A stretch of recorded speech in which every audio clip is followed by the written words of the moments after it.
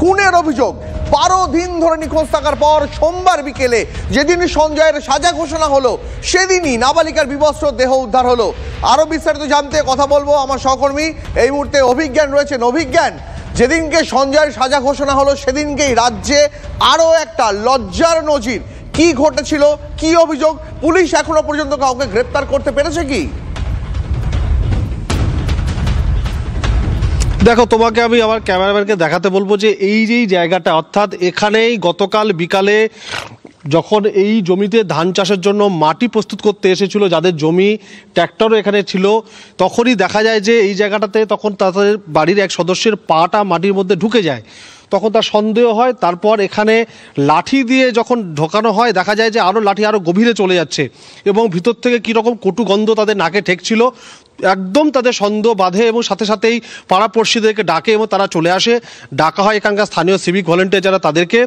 এরপর জানা যায় যে এই গর্তের মধ্যে, প্রায় মাঠের মধ্যে 4 ফুট গভীর গর্ত করে এর মধ্যে এই এলাকার এক নাবালিকা, 8ম শ্রেণীর ছাত্রী, আদিবাসী সমাজের, তার মরদেহটি ভিতরে রাখা রয়েছে এবং প্রায় বলা যেতে পারে বিবস্ত্র মরদেহ।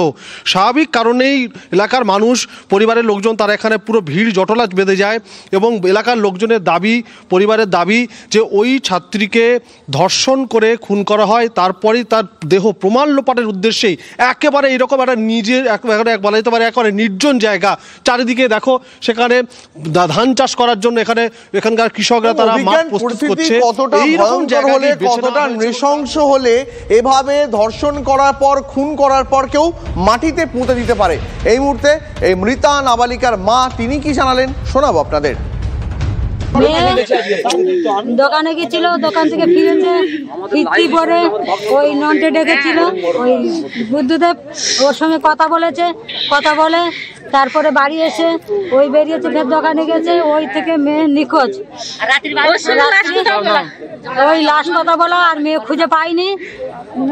আর ওই বিনয়, দীপেন আর বুদ্ধদেব, এই 3টে ছেলেই ধর্ষণ করেছে। ওই মেয়ে ওই সন্ধ্যা থেকে আর পাওয়া যায়নি।